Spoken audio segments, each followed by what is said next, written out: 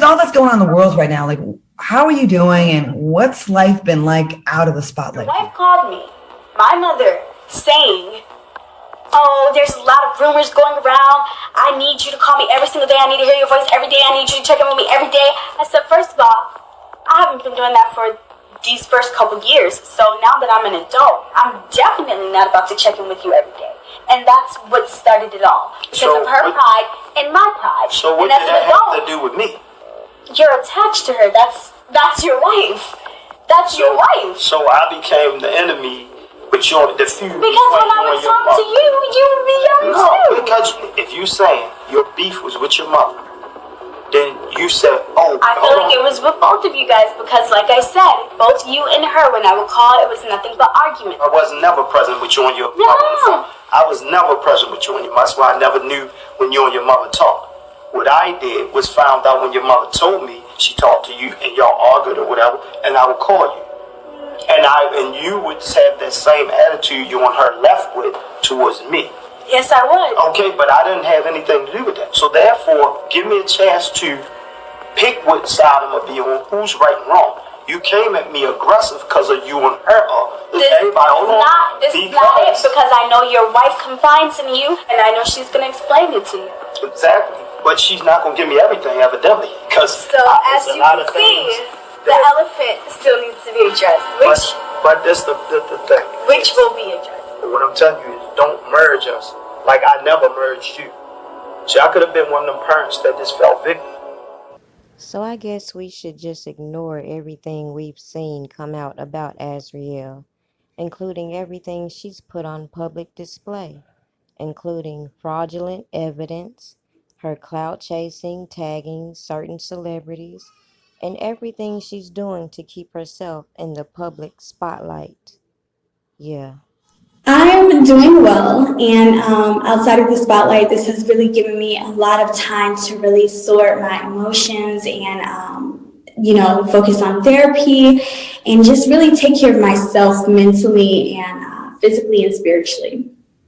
Tell us, I understand, again, you have fans already with your music. So tell us about how creating music has been therapeutic for you. Has that been therapeutic for you? Helping you? Music and creating music has been very therapeutic for me. It has really allowed me to create an emotion and put it into a song.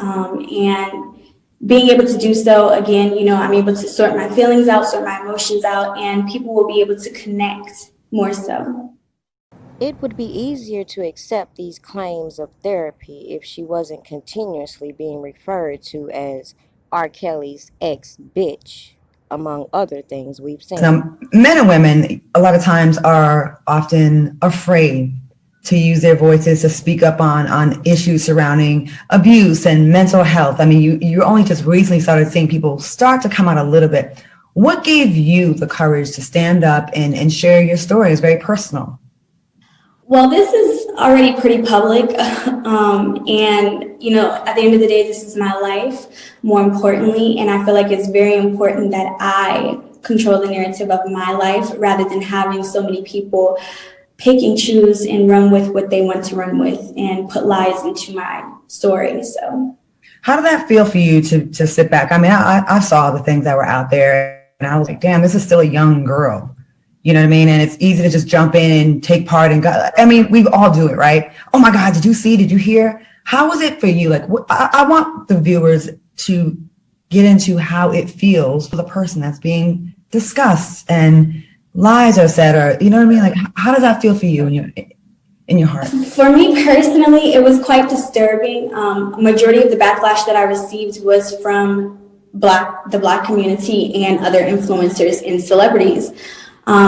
But more importantly, that's kind of what made me feel like it is quite important that I share this because, there are so many people that are just like me.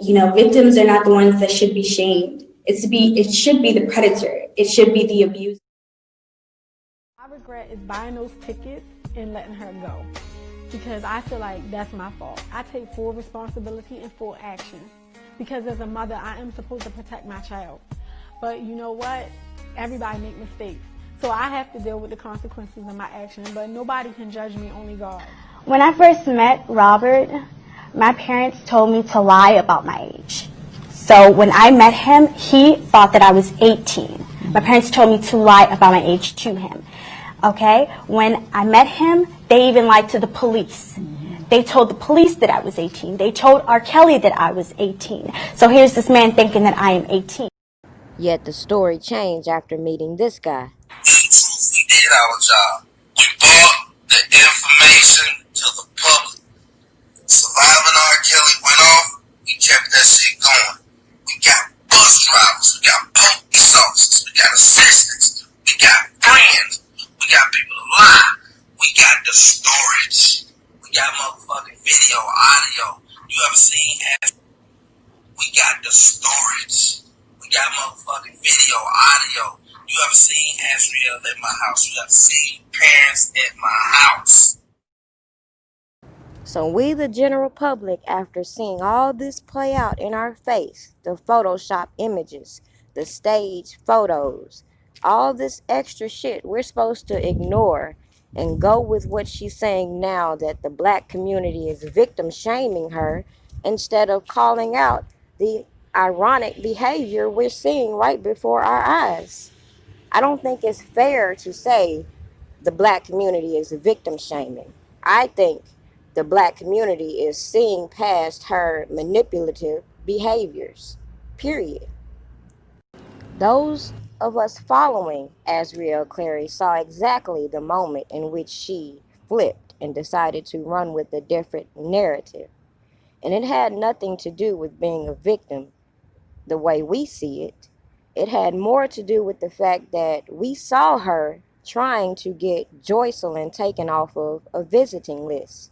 And when that didn't work out, then comes the problem. And then you have the flip and her obviously staging this fight with Joycelyn.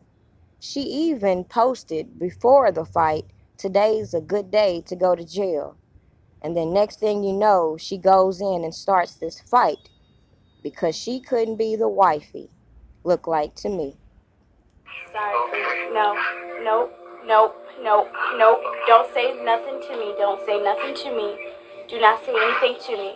Joy is in jail for assault. So I feel so sorry for the both of you. Don't say anything other to me. I feel bad for you. I know, yes, you do. You do. You knew I was coming up here to get Joy, and you lied to her.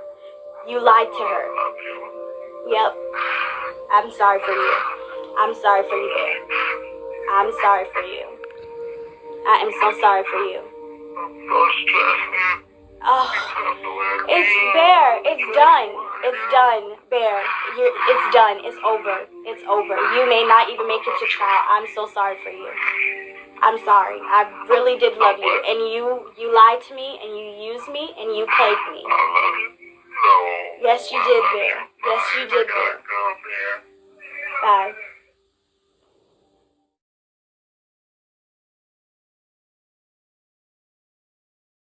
So do you roll your eyes when you hear celebrities talking about protect black women, and then when we come out, it's what made you take so long, and what were you in it for? What was your motive? Like, what do you think about that?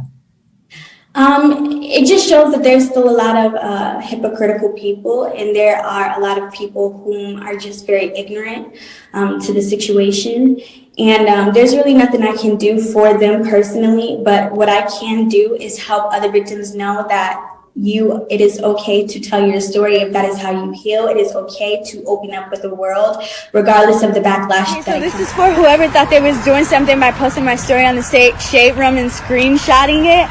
Okay, first of all, I've always had a fucking phone, so I don't get where people think, oh my gosh, she has a phone. Wow. No, I've always had a phone. Just because my parents put it out there that I don't have a phone, that's them. I don't talk to my parents. I'm not in communication with my parents, and I don't want to talk to my parents. I'm a grown-ass woman, 21, about to be 22. And if I don't want to talk to my parents, I don't have to talk to my parents.